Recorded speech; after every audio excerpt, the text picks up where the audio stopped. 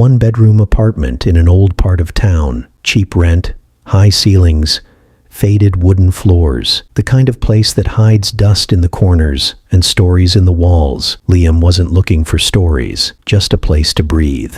He signed the lease the same day he saw it. No background check. No references. The landlord barely looked up when handing over the keys. "You'll hear creaks. Pipes are old.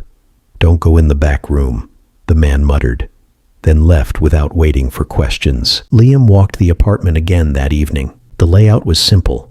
A small hallway, kitchen to the left, living room straight ahead, and then that door. It was painted shut, not locked. Painted, thick, uneven strokes of white across the frame, as if someone had tried to erase it from existence. He stood in front of it for a while, listening. Nothing. No ticking pipes.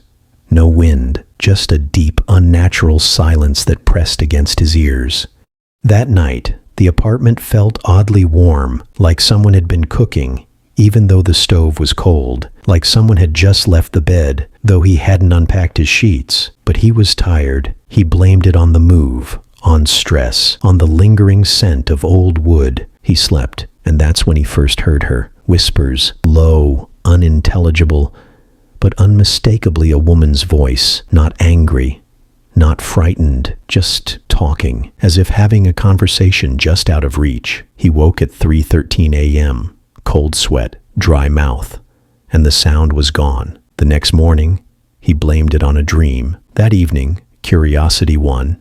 He examined the door again, the back room. Whoever painted over it had done a lazy job. The knob still worked. He could feel it turn slightly under pressure, but something about the air around it made his skin feel tight. He left it. Again. 2 days passed. The whispers returned, louder this time. Sometimes at 2 a.m., sometimes later. Always a woman. Always speaking to someone who wasn't there. And then he noticed the photographs.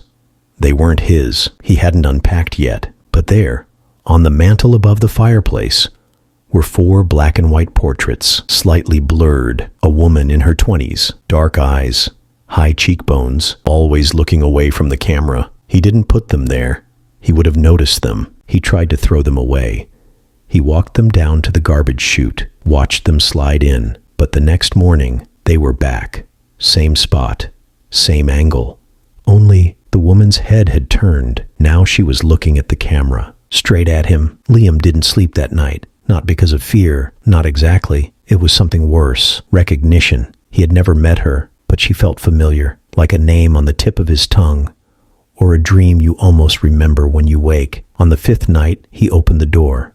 The paint cracked as the door creaked open. Dust spilled into the hallway like it had been waiting to exhale. The room beyond was dark, the kind of darkness that didn't back away when you flipped a light switch. Liam stood at the threshold. The air was colder. He stepped inside. It wasn't large, maybe 10 feet by 10. A single window, blacked out with thick velvet curtains. A bed in the corner. No sheets, just an old mattress, sunken in the middle, and a chair, facing the wall. He turned on his phone's flashlight and scanned the room. Writing. Hundreds of small words carved into the walls, some deep, angry gouges, others delicate, almost careful. Most said the same thing. She never left. Again and again. In different hands, different angles, all over the walls. One line stood out. "If you see her, don't speak." Liam backed away slowly, heart pounding. Then his flashlight flickered, buzzed, died. He smacked the phone. Nothing. And in the silence, something shifted. A breath. "Why did you open the door?"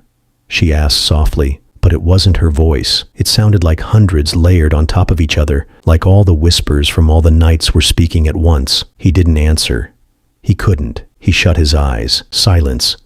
And then, knock at the front door. Sharp, real, jarring. He opened his eyes. The room was empty. No woman, no writing, no chair, just bare walls and dust. The door behind him, wide open. He ran, down the hall, past the living room, straight to the front door. Another knock. He opened it. It was the landlord, old, pale, eyes sunken. He looked past Liam into the apartment. "You opened it, didn't you?" Liam didn't speak. "They always do," the landlord said, sighing. "That's why it's cheap." He handed Liam an envelope. Inside, a photograph. Same woman. But this time, she was holding a newborn. Behind her, the carved walls. She lost her mind in that room. Said the baby was still talking to her. Years after she died, the landlord turned to leave, closed the room, painted again. If you stay, then he paused, and don't listen when she whispers. That's how she gets back in. 2 weeks later, Liam was gone. No forwarding address, no movers, just gone. But when the next tenant moved in, there were already photos on the mantle. A woman, dark eyes, high cheekbones, staring directly into the lens, and behind her, that door, still slightly open.